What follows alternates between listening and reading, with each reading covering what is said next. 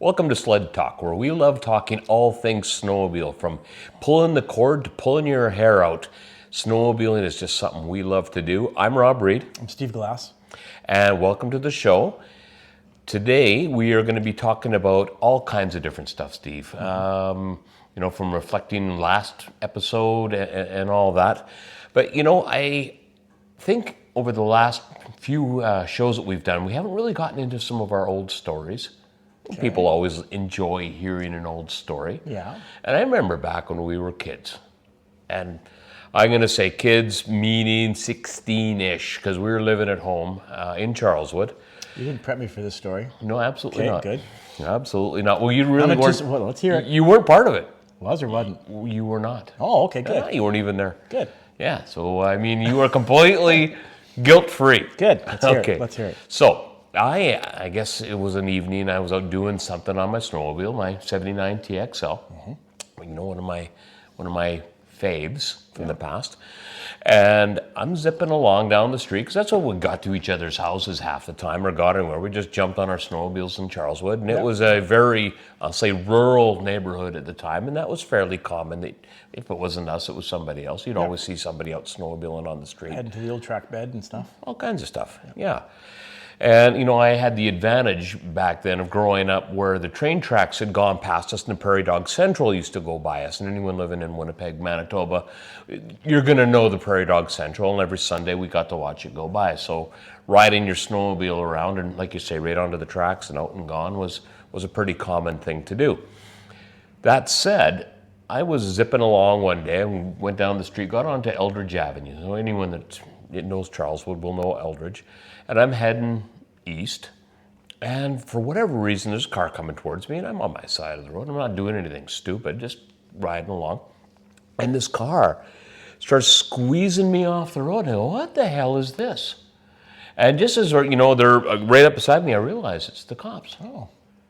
And they don't seem very happy to see me on the road. And I'm just kind of shocked by this, because they never really bothered us much. But today they decided to. So, of course, I bolted down through the ditch, back up on the other side, and back up out of the road in front of their car, and headed away from them going west now. Right. Now, every block in Charleswood on Eldridge had a stop sign.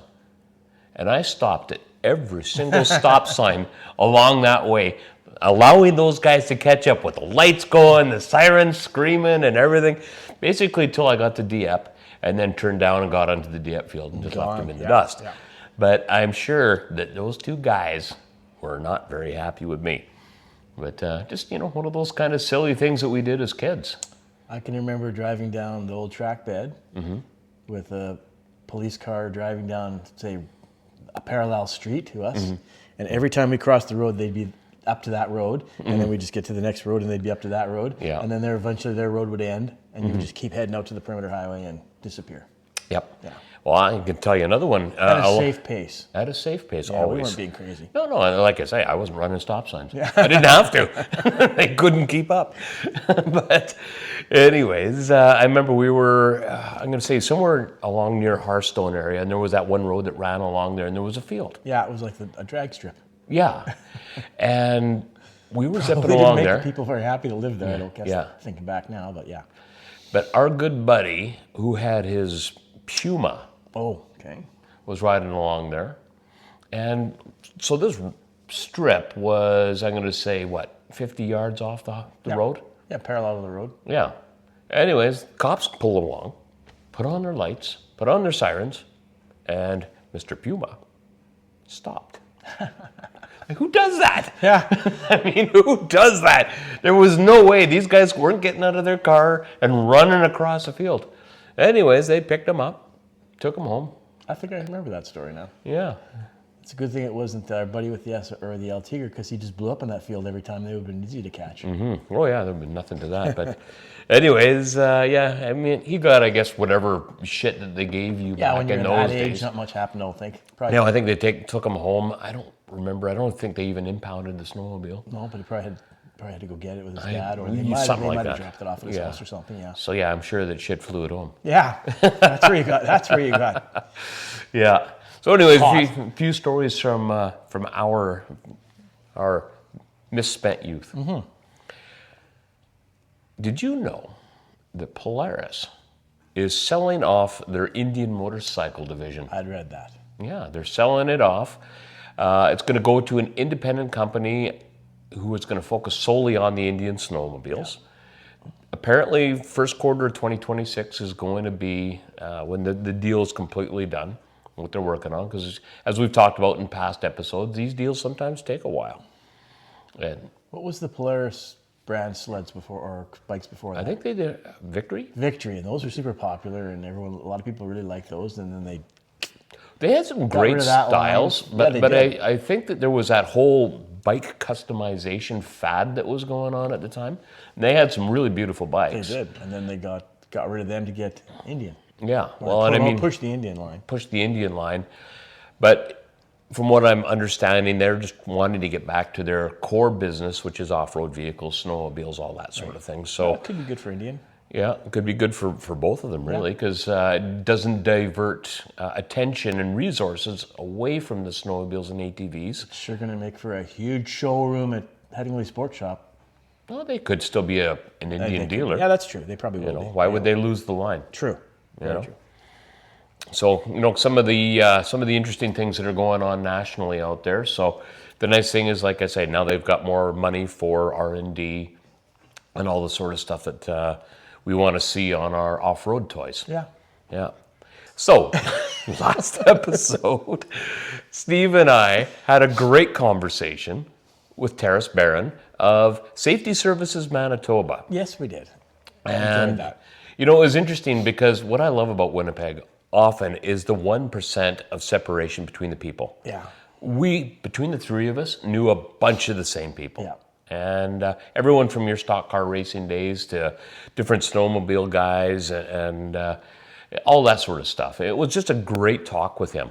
We even had similar snowmobiles. He was into the vintage stuff too. Yeah, and some of the racing that he's done. Yeah, that was, he's got. I wouldn't mind seeing a couple of sleds he was talking about. And it sounds like he went all in some of the stuff that he was doing. If you listen to the episode, you'll hear him talk about some of the stuff that he was doing down in the States to get his snowmobiles tip-top for racing, and pretty impressive, really. But what I thought was more interesting, or, I don't know if it's more interesting, but a part that I'm sorry didn't make the show was after we turned off the camera. Yeah. And then we started talking about how he trains people. And I'm not sure if that was a trade secret or not, or just what's going on, but I was really impressed with the way he walked people through training. I'd never even seen a snowmobile or an ATV before. Mm-hmm. Yeah. And just his patience, step-by-step breakdowns, making sure that they were comfortable and confident, not just throwing them on a snowmobile and go that way, brakes on the left. Yeah. Yeah. He made them do walking speeds and built up and turning left, turning right. And weight shifting. he said he could see their confidence going from being kind of scared to be on them to starting to understand them and get comfortable with them. And yeah. And it was interesting because he said a lot of times these people are not from Canada. So they've come from places with no snow at all. So everything about snowmobiling is foreign to them. Yeah. And so it was really cool. And then afterwards, he even told us that he's had people that have taken his course from other countries who enjoyed it so much and who enjoy snowmobiling because of their jobs are now buying snowmobiles and sending them pictures and thanking them for all of that. And that's bringing new people into the sport. Yeah, so for sure. I thought that was fantastic. Too bad we didn't get that on camera with him, but hey, that's the way it goes. Yeah, for sure. It was a good story. Yeah. One of the things, again, talking about stories and things that have happened in the past, and him being with Safety Services Manitoba, a story we didn't share, but maybe should have. Yeah. Forgot, how you get heat of the moment. Yeah. Is how we were out ice fishing a number of years ago. And we had Jimmy with us. Mm-hmm. And with his new rev. Yeah. And with that came another buddy of ours who doesn't live in the province anymore. He's out west now, living, I believe, in BC. I'm not sure always. He moves a fair amount. Mm-hmm. You don't know where he is. Yeah, he's got itchy feet. Him and his wife and the family have moved out that way. But his daughter, yeah, do you remember? She got onto Jimmy's New ref. Yeah, she was probably about 7 years old or something. Mm-hmm. Yeah. What happened? Oh, she set land speed records with that thing that Jimmy had never seen before. Yeah. I mean, I think we were all shocked Yeah. that snowmobile could move that fast. Yeah. Now, I'm certainly not a proponent of 7-year-olds doing this. I didn't set it up. You didn't set it up. Her No. dad did. I'm not sure if there was any beforehand training involved or not. I would say she grew up on a farm. She's Yeah. probably comfortable with snowmobiles, quads, that sort of thing. Certainly on horses. Yeah, for sure. But she had quite a few horses Yeah. with her that day. She was doing passes by us. It was Yep. pretty something for that machine. Yeah, because Jimmy wasn't known for his land speed records. Not at all. Yeah. Yeah. But anyways, that was kind of a thing that I was going to share and forgot to. Steve, what do you think about doing a vintage derby? I would like to do that. I would like to put together a vintage derby. Yeah, what are you doing? What are you thinking? I would like to, it'd be in Woodlands. Mm-hmm. And I'd like to know if people would like to, if they're willing to put trail passes on their vintage machines, because then it would be a super easy ride. We could ride from here up to Twin Beaches. There's a nice Groom restaurant trails. there. Groom Trails, nice restaurant there. Bring the other loop back. It's not a long ride. Make sure everybody gets back. Super easy to organize. Or if people don't want to have a trail pass, we've been trying to think of a route that could get us to a private warm-up shack locally, staying off the groomed trails. Right.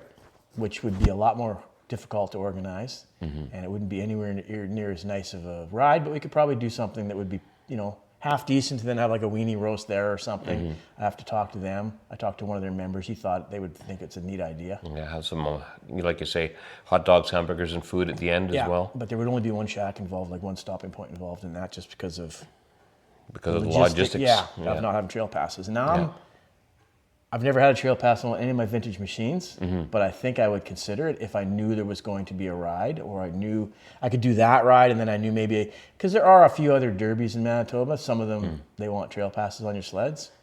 So I might consider putting a trail pass on one of my vintage machines, but it would be interesting to know if, people want to have a vintage ride around here. How many people would be interested in that? Do we put trail passes on? All that sort of stuff. Yeah, all that sort of stuff, and then try to plan something from there. Okay, so I got a couple of things that come to mind. First off, if you contacted the local club and said, hey, listen, would you mind if we had an exemption this week or for this ride? They're not allowed to ride do your that. trails. They're not allowed to. So you already know the answer to Yeah, that. snowman it has to go through snowman. Okay. You cannot be on a snowman trail without a pass because you don't have any insurance. So the clubs have no say in whether you could ride the trail or not. Right, okay, because that was going to be my point Do you on this. remember the Inwood Club used to have a non-groomed trail, like a non-groomed derby? Yeah, it was a ton of fun. It was probably more fun than their groomed derby. And I remember the sleds we used to see on that derby, like old Articats with cat cutters and they had to do, even though were a club and had their own trail system, they had to groom something in the bush off the snowman trails just for that derby. Right, yeah. But that was a really fun ride. It was more fun than the big ones, like there was probably a couple spots with little campfires going, and they were selling hot dogs, and it was great. And what I think made that so much fun was that people weren't zipping in, getting their cards, and then land speed record to the next spot. Or sitting at a table with their buddies. Or they were walking around outside because there was an outdoor fire, and they're looking at the old sleds. When you rolled up to a check stop, there'd be 40 old snowmobiles lined up on the trail to get to the check stop, and if you pulled up to the back, you had to walk past every single one of those sleds. And people were talking about it. It was almost like a show and shine for vintage sleds. Yeah, mobile show and shine. Yeah, that was fun. And I think that was part of the charm of doing that. Yeah. So again, do we need to reach out to Snowman and say, hey, listen, can we get a 1-day exemption for this? That would be the way to go. Like I don't even think they had their February trail pass or free day last year, did they? I don't know. I can't. Yeah, they did. Free Did they, February. for sure? They did. Okay. Absolutely, they did. So we'll have to think about that one. And the nice thing is, if you do it in say February on that weekend. Well, I think we could plan a route that isn't on a groomed trail with one stop at a cabin. Right. And maybe I don't know. We'd have to figure it out. That would be tricky though. I think and I don't know this for sure, but I mean, if you were to ride basically from along number 6 up to MTT and use that as a checkpoint, go to the third, at least you'd have 3 checkpoints, you know, considering the beginning and end is 2 checkpoints. You know, I mean, is that possible? Yeah, keep in mind 50 miles was a huge ride on them. Yep. Back in the day, that's all a derby was like 50 miles. Yeah, well, I don't think we want to go No, much you don't want further to go than that far. No, it's more just to get out with these machines and do a loop, and then have enough time in the day to tow everyone back. You have to tow back, and let the people that have got these sleds get them out, enjoy them for a day, show them off. You know, I mean, we put a lot of work into these sleds, a lot of, you know, enjoyment, sweat time. What did I say in a previous episode? Spending some time getting dirty with your 600-pound buddy. And so certainly, you know, after all of that work, you want to get out on the snow and enjoy it with some other friends and some other enthusiasts. Yep. Maybe make a new friend or two. Maybe find a parts connection. Yeah, absolutely. Just get out and see some sleds. I'm meeting more and more people in the area that have them, that want to ride them, and there's nothing organized around here at all. Well, it's certainly a growing part of the snowmobile industry there, or community, I should say. The industry probably doesn't want us riding those things. They want us buying brand new ones. That's probably. But nonetheless, if you're out snowmobiling one way or the other, I think people need to be on the snow. Yep. What have you got for us for a tech tip? Front suspension boots. Front suspension. So we're not talking about shock boots right now. No. We're talking about the boot that comes out of your belly pan. Yeah, that keeps the snow out of your belly pan. And why is that important? I was just working on my snowmobile, and I've noticed mine are both cracked. And it's easy to overlook that or just ignore it and leave it alone. But I've also had sleds where they've filled up with snow and then the exhaust melts it into ice, and you stop it at a warm-up shack and you come out and you can't steer anymore because your belly pan's full of ice and water. So it's important to keep the snow out, or it gets into your clutches or whatever. Right. So it's a good idea to have a good look at those, and I didn't think mine were bad until I got right in there and started. I was changing a starter on my sled and got right in there and noticed how bad they were. Really? Yeah. So. Well, I mean, they take a lot of abuse. Like weathering. You know, do you remember a few years ago, you and I were out riding, and I had my son with us, and we were out for a zip going to, you know, the shack just over here. Yep. And he hit some sort of a log that went up through his belly pan and then actually tore off part of his gas line. Yeah. Do you remember that? Yeah, I do remember that. And again, you know, after that, all the hassles that come with that. But, you know, I guess where I'm going with this is keeping your, like you say, everything clean, because that area takes a ton of abuse. And that's even going back to just keeping your snowmobile clean. Like if you're cleaning everything, you find things like that. You see things like that, right? For sure. And they're not that expensive. They're fairly easy to change, and we sell them. Yeah. But where, like I say, with my son, it was very obvious what happened. Well, yeah, that was a big That was a big one. but those boots are exposed to everything, and they're taking a beating. Yeah. And they're just rubber. There's nothing special about them, but you know, and they almost look good till they get stretched out too, because when they're all accordion together, you can't see the cracks. So yeah, well, it's like a tire, right? Good thing to have a nice look at and change them if they're cracking or. Yeah. Often with tires, you don't see the weather checks that are in them until you put some air in there. Or you have get a good close look. So that is both your product and your tech tip for this week. All right. Yes. Well, with that said, I'm going to say this. Snowmobiling is all about performance. And Performance Supply is all about ensuring that you have a great snowmobiling season. Thanks for joining us today. See you next episode. Thank you.